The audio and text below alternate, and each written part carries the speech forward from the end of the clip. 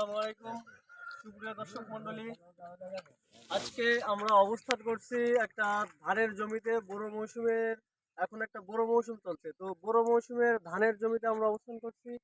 আমরা এখানে কিছু ধান দেখতে পাচ্ছি সম্পূর্ণ ডিফারেন্ট। গতানুগতিক যে ধান আমরা দেখে থাকি সবুজ কালার, কিন্তু এখানে আমরা ধান দেখতে পাচ্ছি সম্পূর্ণ বেগুনি কালারের ধান। যে আমরা আমাদের কৃষক ভাইরা ওনারা এই পাতা উঠাচ্ছেন, আর এই জাতটার নাম হচ্ছে পার্পেল রেড। তো এটা হচ্ছে সাধারণত চায়নার একটা জাত, চায়না থেকে আমদানি করা।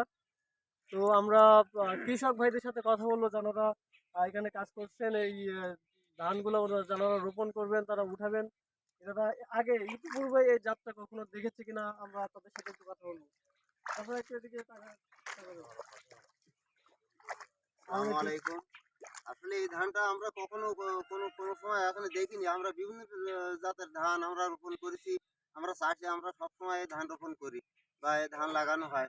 তাই আসলে কিভাবে পরিচর্যা করবো, আমরা আমাদের ছেলে এই ধানটা অনেক দূর থেকে আনছে, বগুড়া থেকে আনছে। আসলে এই ধানটা বীজতলা থেকে এই ধানটা আমরা যখন বীজ বপন করেছি তখন সাধারণভাবে আমরা বপন করেছি। আসলে আমি মনে করলাম যে ধানটা আমি এই বীজ বপন করেছি।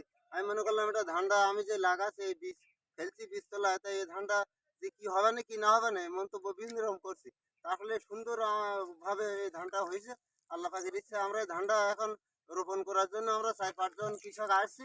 এসে এই ধান উঠানোর সময় দেখছি ধানের সুন্দর একটা কালার। এখন পাতা দেখে কি মনে হচ্ছে? অন্যান্য পাতা দেখে অন্যান্য দেশীয় ধান আছে, এই ধানটা আসলে বিদেশি ধান। তা ওই ধানটা আমরা রোপণ করছি এখান থেকে। আল্লাহ তৌফিক দিলে ধান যদি ফসল ভালো হয় তো এখান থেকে বীজ বপন সারা দেশের লোক যারা নেওয়ার জন্য আগ্রহ হয় আমরা দেওয়ার আসলে চেষ্টা করব। এবং এই ধানটা আমরা রোপণ করার জন্য এখন ধান উঠানো হচ্ছে। আচ্ছা, এছাড়াও আমাদের কিছু কাছে আরো কিছু জাত আছে। এটা তো পার্পল রেড। এরপরে আমাদের কাছে আরো কিছু জাত আছে।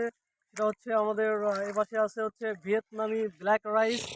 এটা ভিয়েতনাম থেকেই সংগ্রহ করা। তো ব্ল্যাক রাইস সবাই অনেকেই নাম জানেন। ব্ল্যাক রাইসটা একটা উচ্চ মূল্যের একটা ধান এবং অত্যন্ত পুষ্টিকর অ্যান্টিঅক্সিডেন্ট সমৃদ্ধ একটা ধান। তো আমাদের কাছে ব্ল্যাক রাইসেরও কয়েকটা ভ্যারাইটি আছে। এটা ভিয়েতনামি। আমাদের সামনে একটা চাদর দেখতে পাচ্ছেন, এখানে আছে ফিলিপাইন ব্ল্যাক রাইস। আর সামনে আরো আছে ইন্দোনেশিয়ান ব্ল্যাক রাইস। আর এছাড়া আছে আরো পাকিস্তানি বাসমতি। আমরা আসলে ডিফারেন্ট কিছু ধান নিয়ে কাজ করতেছি মূলত।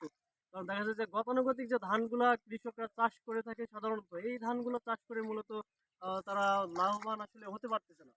তাদের যে পরিমাণ খরচ, তাদের সার খরচ, কীটনাশক খরচ, যে পেস্টিসাইডগুলো জমিতে ইউজ করতে হয়, এগুলোর যে কস্টিং আছে, এই কস্টিংটা আসলে মূলত উঠিয়ে নিয়ে আসাটা মুশকিল হয়ে যাচ্ছে কৃষকের জন্য। এজন্য আমরা মূলত এই উন্নত জাতের কিছু ধান নিয়ে কৃষকদের মাঝে ছড়িয়ে দেওয়ার একটা পরিকল্পনা নিয়ে আমরা মূলত প্রদর্শনী একটা প্লট করছি।